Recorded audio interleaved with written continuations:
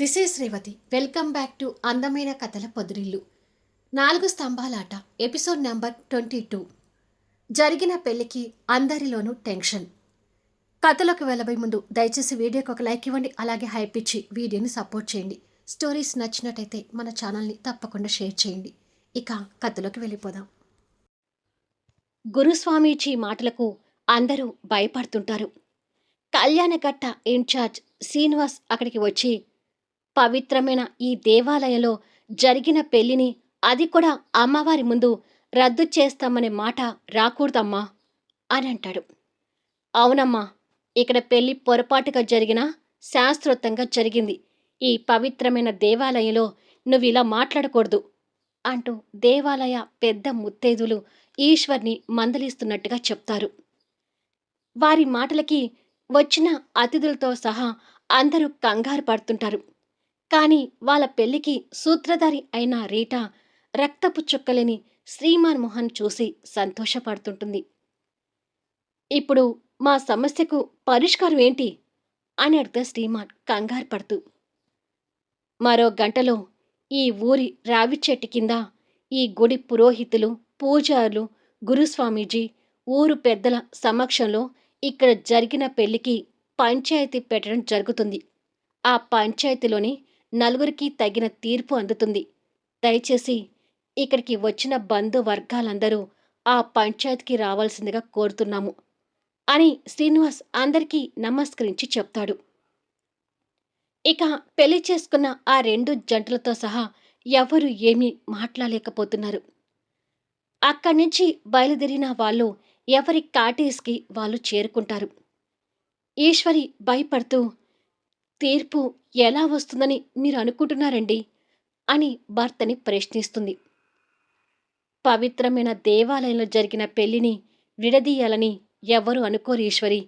ఖచ్చితంగా కలిసి కాపురం చేయమని అంటారు అని అంటారు జగదీశ్వరరావు గారు కంగారు పడుతూ. నో, అలాంటి తీర్పును నేను యాక్సెప్ట్ చేయను డాడ్ అని శ్రీమాన్ అసహనం చెందుతూ గట్టిగా అంటాడు. ఆ అరుపుకి జగదీశ్వరరావు గారు, ఈశ్వరి, ఆర్ష, శ్రీమాన్ బెస్ట్ ఫ్రెండ్ సురేష్ అందరూ హడలిపోతారు. పంచాయతీ తీర్పు ఎలా ఉన్నా సరే డాడ్, నేను మాత్రం ఇంకెవరినో ప్రేమించిన ఆ అమ్మాయిని అసలు యాక్సెప్ట్ చేయను, నా భార్యగా ఒప్పుకోను అంటాడు శ్రీమాన్. అసలు ఆ అమ్మాయి ఆ కార్తీక్తో సరసాలాడటం నా కళ్ళతో నేను చూశానండి. అలాంటి అమ్మాయి నా ఇంటి కోడలు కాడువేంటి? చిచి అంటూ ఈశ్వరి చిరాకు పడుతుంది. తల్లి మాటలు శ్రీమాన్ మనసులో ఇంకా నాటుకుపోతూ మైనా మీద ఒక రకమైన జుగుప్సని కలిగిస్తాయి. పల్లవి వదినే మన ఇంటి కోడలని ఎన్నో ఆశలు పెట్టుకున్నాం కదా డాడ్ అంటాడు హర్ష కూడా బాధపడుతూ. అలాంటి తీర్పు రావద్దని కోరుకుందాం అంకుల్ అంటాడు సురేష్, శ్రీమాన్ గురించి పూర్తిగా తెలిసినవాడే. కానీ పవిత్రమైన దేవాలయంలో జరిగిన వివాహ తీర్పు ఎలా ఉండబోతుందో జగదీశ్వరరావు గారు ముందే పసికడుతూ కొడుకు జీవితం గురించి భయపడుతుంటాడు. ఇక కార్తీక్ వాళ్ళ ఫ్యామిలీ చూస్తే, ఏంటి నాన్న ఇలా జరిగింది? ప్రాణంగా ప్రేమించిన మైనా మెడలో కట్టాల్సిన తాళిని ఆ పల్లవికి కట్టడం ఏంటి? ఇది నేను అసలు భరించలేకపోతున్నాను అంటూ ఆవేశపడుతుంటాడు కార్తీక్. పాపం అండి మైనా, తల్లిదండ్రులు లేని పిల్ల. మనందరికంటే ఆ అమ్మాయే ఇంకా ఎక్కువ కుమిలిపోతుంది. తను నా ఇంటి కోడలు చేసుకుని నా కన్న బిడ్డతో సమానంగా చూసుకోవాలని ఎన్నో కలలు కన్నాను అంటుంది జయంతి. మైనా మీద మనం కూడా ఎన్నో ఆశలు పెట్టుకున్నామే, కానీ ఇలా జరుగుతుంది అని మనమైనా కలకన్నామా అంటాడు జయరాం గారు బాధపడుతూ. జరిగిన పెళ్లికి మౌనిక కూడా బాధపడుతూ, ప్లీజ్ నాన్న, ఎలాగైనా ఈ పెళ్లి రద్దయ్యేలా చూసి మైనా వదిన మన ఇంటికి కోడలుగా వచ్చేలా చూడండి అని అంటుంది. కానీ తీర్పు ఎలా ఉండబోతుందో జయరాం గారికి కూడా అర్థమవుతూ మనసులో బాధపడుతుంటాడు. ఇక మట్టయ్య గారి కాటేజ్లో చూస్తే, మట్టయ్య నేల మీద కూలబడి గోడకి ఆనుకొని కూర్చొని ఎప్పుడూ లేని విధంగా కన్నీళ్ళు పెడుతుంటాడు. ఎప్పుడు చిరునవ్వు చిందిస్తూ అమాయకంగా ఉండే మట్టయ్య మొదటిసారి అంతగా బాధపడుతున్నాడు. ఇక పల్లవి అయితే బిక్కచచ్చిపోతూ తండ్రి పక్కన బొమ్మలా కూర్చొని ఉంటుంది. బామ్మ, తాతయ్య కుర్చీలో కూర్చొని బాధపడుతూ పల్లవికి మంచి సంబంధం దొరికిందని ఎన్నో ఆశలు పెట్టుకుంటే ఇలా జరిగిందేంటి అని అనుకుంటారు. వినయ్, కీర్తి బాధలో మునిగిపోయారు. వాళ్ళకి అక్క అంటే చాలా ఇష్టం కాబట్టి అక్క జీవితం ఏంటి అనేది వాళ్ళకి కూడా అర్థం కావడం లేదు. రాజ్యం కూతురు జీవితం గురించి కన్నీళ్లు పెడుతూ ప్రతిదీ నాదే పెత్తనం అంటూ మీ మంచితనంతో అన్నీ నెత్తిన పెట్టుకుంటారు. చూసారా, మీ వల్ల ఇప్పుడు ఎంత అగాధం ఏర్పడిందో. అతని కంటే పెద్దవాడు అని మర్యాద కూడా లేకుండా ఆ కార్తీక్ మిమ్మల్ని చొక్కా పట్టుకొని నా మాటలు అంటూ మిమ్మల్ని కొట్టడానికి వస్తుండేసరికి మా మనసులు అందరివి తరుక్కుపోయాయి అంటూ మట్టిని తిడుతూ కన్నీళ్ళు పెడుతుంటుంది. లక్ష్మి, లత కూడా వాళ్ళతో పాటే ఉన్నారు. వాళ్ళు కూడా పల్లవి గురించి బాధపడుతూ వీరిద్దరికీ ఆఫీసులోనే క్షణం పడదు. ఇక లైఫ్‌లో ఎలా సర్దుకుంటారే అని అనుకుంటారు. ఇంకా మైనా పరిస్థితి అయితే చెప్పలేనట్టుగా ఉంటుంది. తనకి తన వాళ్ళంటూ ఎవరూ లేరు కాబట్టి తన కొలీగ్స్ లహరి, స్ఫూర్తి తనకు తోడుగా ఉంటారు. మైనాను ఓదార్చడం వాళ్ళ తరం కావడం లేదు. ఎవడో ముక్కు మొహం తెలియనివాడు నా మెడలో తాళి కడితే నా మెడలో ఇది ఓ పాములా ఉంది కానీ తాళిలా కనిపించడం లేదు. నా మెడలో ఉన్న ఈ తాళిని నేనసలు మోయలేకపోతున్నాను అంటూ మెడలో ఉన్న తాళిని తీయబోతూ ఉండగా, ఆగుమైనా అలా తాళి తీయటం తప్పు అంటూ లహరి తనని ఆపుతుంది. నా కార్తీక్ కట్టాల్సిన తాళిని ఎవడో కడితే ఈ తాళిని నేను ఎలా మోస్తాను లహరి అంటూ ఏడుస్తుంది. కాసేపట్లో పంచాయతీ దగ్గరికి వెళ్తాం కదమ్మైనా. నీ మెడలో తాళి లేకపోతే ఈ ఊరి పెద్దలు నిన్ను తప్పు పడతారు. పైగా ఇది మహిమగల అమ్మవారి ఆలయం అని, ఈ ఆలయానికి ఎప్పటినుంచో ఉన్న పేరుని నేను కూడా వింటూనే వస్తున్నాను. కాసేపట్లో పంచాయతీ దగ్గరికి వెళ్తాం కాబట్టి అసలు ఆ పంచాయతీలో ఏం చెప్తారో చూద్దాం. దాన్ని బట్టి నీకేదైనా అనుకూలమైన నిర్ణయం ఉంటే అప్పుడు ఆలోచిద్దువు గాని అని అంటారు. నాకు కార్తీక్ కావాలి. నేను కార్తీక్ భార్యగానే ఉండాలి. ఇదే నా నిర్ణయం. ఇదే ఫైనల్ కావాలి అని లహరిని హగ్ చేసుకుని ఏడుస్తుంటుంది. రీటా, స్మిత, సరిత ఉన్న కాటేజ్ చూద్దాం. గురుస్వామీజీ చెప్పిన మాటలు విన్నాక నాకు చాలా భయంగా ఉంది మేడం. కరెక్ట్‌గా సంవత్సరానికి ఇదే రోజున పాపులకి ఆ అమ్మవారు శిక్ష వేస్తుందని గురుస్వామీజీ చెప్పిన దగ్గర నుంచి భయపడుతున్నాను అని అంటుంది సరిత. రీటా ఆ మాటలు నిర్లక్ష్యంగా వింటూ ఉంటుంది. స్మిత కూడా కాస్త భయపడుతూ మామూలుగా అయితే నేను భయపడకపోయేదాన్ని. కానీ గుడిలో కార్తీకమైన హగ్ చేసుకున్నాక అమ్మవారి ముందు వెలుగుతున్న అఖండ జ్యోతిలో ఒక్కసారిగా మంటలు చెలరేగాయి. వాళ్ళ ఇద్దరిని విడదీయగానే ఆ మంటలు స్థిమితపడ్డాయి. అందరూ అది అమ్మవారి మహిమ అన్నారు. నిజంగానే ఈ అమ్మవారు మహిమగల అమ్మవారేమో. చేసిన తప్పులకి మనకి శిక్ష వేస్తుందేమో అని భయపడుతున్నాను మేడం అంటుంది స్మిత. ఏహే, ఆపండి మీ సోది.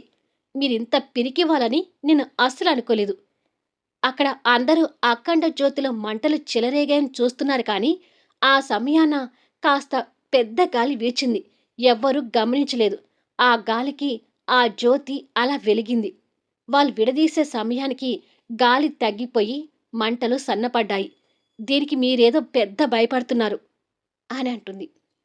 అంతేనంటారా అని అడుగుతుంది స్మిత. అంతకాక ఇంకేముంటుంది అని అంటుంది రీటా. ఇద్దరూ రీటా చెప్పిందే నిజమని అనుకుంటారు. కానీ సంవత్సరపు రోజున వాళ్ళకి రాబోయే ఉపద్రవం వాళ్ళకి తెలియడం లేదు. అసలు వాళ్ళ పెళ్లి తర్వాత నేను శ్రీమాన్ మోహన్ చూసి ఎంత ఎంజాయ్ చేశాను తెలుసా? శ్రీమాన్ని నాతో పెళ్లికి ఒప్పించడానికి ఎన్నో రకాలుగా ప్రయత్నాలు చేశాను. కానీ ఫ్రెషు అంటూ పాట పాడుతూ నన్ను నిర్లక్ష్యం చేశాడు. నన్ను కాదనుకొని ఇంకొక పెళ్లికి సిద్ధపడ్డ శ్రీమాన్ని నేనెందుకు సంతోషంగా ఉండనిస్తాను? అందుకే శ్రీమాన్ జీవితంతో ఆడుకోవటానికి ముగ్గురు జీవితాల్ని బలిపెట్టాను. అసలిప్పుడు శ్రీమాన్ పరిస్థితి తలుచుకుంటే నాకు భలే సంతోషంగా ఉంది అంటుంది రీటా నవ్వుతూ. కాసేపట్లో పంచాయతీలు చెప్పే తీర్పు ఎలా ఉండబోతుంది మేడం అని అడుగుతూ సరిత. అవును మేడం, ఇప్పుడు జరిగిన పెళ్లి రద్దు చేసి తిరిగి ఎవరికి వాళ్ళుగా పెళ్లి చేసుకోమని తీర్పిస్తే ఇప్పుడు దాకా మీరు చేసిన ప్లాన్ అంతా వేస్ట్ కదా అని అడుగుతూ స్మిత. ఇంపాసిబుల్. వాళ్ళ పెళ్లిని రద్దు చేయటం కుదరని పని. ఈ ఊర్లో ఉన్న వాళ్ళందరూ పిచ్చి జనాలు. మహిమగల అమ్మవారు అంటూ అమ్మవారి పాట పాడుతుంటారు. వాళ్ళ పిచ్చితనమే మనకి అవకాశంగా మారపోతుంది. అలాంటి తీర్పు వస్తే ఈ ఊరికి అదిష్టం అంటూ ఊరు జనాలు గొడవ చేసే అవకాశాలు ఉన్నాయని ఆలయం ఆరుబయట వాళ్ళు వీళ్ళు అనుకోవటం నేను విన్నాను అని అంటుంది. ఓ, అలా అయితే పర్వాలేదు అంటారిద్దరు. రీటా మొహానికి స్కార్ప్ కట్టుకుంటూ, జరిగిన వాళ్ళ పెళ్లి రద్దు చేసే అవకాశం అస్సలు లేదు కాబట్టి పంచాయతీలో గురుస్వామీజీ పెద్దలు చెప్పే తీర్పు ఎలా ఉంటుందో మనం కూడా అక్కడికి వెళ్ళి చూద్దాం పదండి అంటూ ముగ్గురు బయలుదేరతారు. ఊర్లో ఉన్న జనాలకే కాకుండా చుట్టుపక్కల ఉన్న ఊరు జనాలకి కూడా ఈ విషయం పాకి తీర్పు ఎలా ఉండబోతుందని అనే కంగారుతో రావి చెట్టు దగ్గరికి తరలి వస్తుంటారు. వాళ్ళు ఎంతగా ప్రేమించుకున్నా సరే అమ్మవారి ముందు ఒక్కటైన జంటల్ని విడదీసినట్టుగా తీర్పు వస్తే మన ఊరు జనాలు అసలు ఊరుకోకూడదు వదినా. అలా విడదీయమని తీర్పు వస్తే అమ్మవారికి ఆగ్రహం కలిగి మన ఊరికి అదిష్టం కలుగుతుంది అని అనుకుంటారు ఆ ఊరు జనాలు. నువ్వు చెప్పింది కరెక్టే. ఆ జంటలు విడిపోవటానికి వీల్లేదు. అలా విడిపోతే అమ్మవారి గుడిలో జరిగే పెళ్లిళ్లకు ఇక అర్థమే ఉండదు. అమ్మవారి చల్లని చూపుతో మన ఊరు బాగుండాలి అంటే ఈ పెళ్లిని రద్దు చేయకూడదు అని జనాలు అందరూ మాట్లాడుకుంటూ ఆ రావి చెట్టు దగ్గరికి తరలి వస్తుంటారు. రీటా వాళ్ళు అక్కడికి వెళ్ళగానే ఊరు మొత్తం రావి చెట్టు కింద ఉండటం చూసి షాక్ అవుతుంటారు. చూశారు కదా, పిచ్చి జనాలు ఎలా వచ్చారో. వాళ్ళల్లో వెళ్ళి మనం కూడా నిలబడతాం పదండి అంటూ రీటా వెళ్తుంటే రీటాతో పాటు సరిత, స్మిత కూడా వెళ్తుంటారు. ఆ గుంపుల నుంచి జనాలను తప్పుకుంటూ ముగ్గురు లోపలికి వెళ్ళేసరికి కార్తీక్, పల్లవి, శ్రీమాన్, మైనాతో పాటు మిగతా బంధువర్గాలు, పెళ్లికి వచ్చిన అతిథులు, ఆఫీస్ స్టాఫ్, ఆ ఊరు జనాలంతా కూడా రావి చెట్టు కింద నిలబడి ఉంటారు. ఆ ఊరి పెద్ద మనుషులు, పురోహితులు ఆ రావి చెట్టు పక్కన ఉన్న బెంచి మీద కూర్చుని ఉంటారు. స్వార్థానికి బలైపోయిన మిస్టర్ మట్టయ్య చేతులు కట్టుకొని దోషిలా వాళ్ళ ముందు నిలబడి ఉంటాడు. ఆ రావి చెట్టు దగ్గర కూడా మహంకాళి అమ్మవారు, శ్రీ రుద్రేంద్ర పుణ్య దంపతులు పూజలు అందుకుంటున్న చిన్న విగ్రహాలు కనిపిస్తుంటాయి. ఆ విగ్రహాల దగ్గరే గురుస్వామీజీ బాసింపట్లు వేసుకుని కూర్చొని చేతిలో రుద్రాక్ష పట్టుకొని కళ్ళు మూసుకొని ఆ అమ్మవారి ధ్యానంలోనే ఉంటారు. ఆ ఊర్లో ఏ తప్పులు జరిగినా పంచాయతీ తీర్పులు అక్కడే జరుగుతాయి. ఆ అమ్మవారి దంపతుల ముందు అక్కడ ఇచ్చే తీర్పు అందరికీ ఒక శాసనం లాంటిది. ఎవరైనా సరే, ఎంతటి మోతుబరులైనా సరే అక్కడ ఇచ్చే తీర్పుకి కట్టుబడి ఉండాల్సిందే. ఒకవేళ తప్పు చేసిన వ్యక్తులు ఇచ్చిన తీర్పును నిరాకరిస్తే సంవత్సరం తిరిగేలోపు ఏదో ఒక రకంగా అమ్మవారు దోషులకు శిక్ష వేటు నిజమని చెప్పడానికి తప్పు చేసి తీర్పు నిరాకరించిన వాళ్ళు అంగవైకల్యంగా మారి పశ్చాత్తాపంతో ఆ జనాల్లో కనిపిస్తూ ఉంటారు. గురుస్వామీజీ అమ్మవారి ధ్యానం చేసుకుని నిదానంగా కళ్ళు తెరిచి శ్రీనివాస్ వైపు చూస్తూ కానివ్వు అన్నట్టుగా కళ్ళతో సైగ చేశాడు. శ్రీనివాస్ వారి ఆజ్ఞను పాటిస్తూ ఇక్కడికి వచ్చిన ప్రతి ఒక్కరికి నమస్కారాలు. మా ఆలయ వైపు నుంచి ఎలాంటి తప్పు జరగకపోయినా ఇది మా ఆలయ ఆధ్వర్యంలో జరిగింది కాబట్టి జరిగిన ఈ పెళ్లిళ్ళకి తీర్పు ఇవ్వడంలో ఆలయ కమిటీ నుంచి బాధ్యత తీసుకొని గురుస్వామీజీ మరియు పెద్దల సమక్షంలో ఈ పంచాయతీ జరగబోతుంది. దయచేసి ఈ పంచాయతీలో చెప్పే తీర్పుని అనుసరించాలని మనవి అంటూ అందరికీ నమస్కరించి చెప్తాడు. పెళ్లి జరిగిన ఆ రెండు జంటల్లోనూ బంధువర్గాల్లోనూ టెన్షన్ కనిపిస్తూ ఉంటుంది. తీర్పు ఎలా ఉండబోతుందా అని అందరి మనసులోనూ భయం అలుముకొని ఉంటుంది. మైనా, పల్లవి కళ్ళల్లో అసలు కన్నీళ్లు ఆగటం లేదు. కార్తీక్ ఆగ్రహంతో ఉంటే శ్రీమాన్ జరిగింది జీర్ణించుకోలేకపోతుంటాడు. శ్రీమాన్ మొహాన్ని చూస్తూ రీటా సంతోషపడుతూ ఉంటుంది.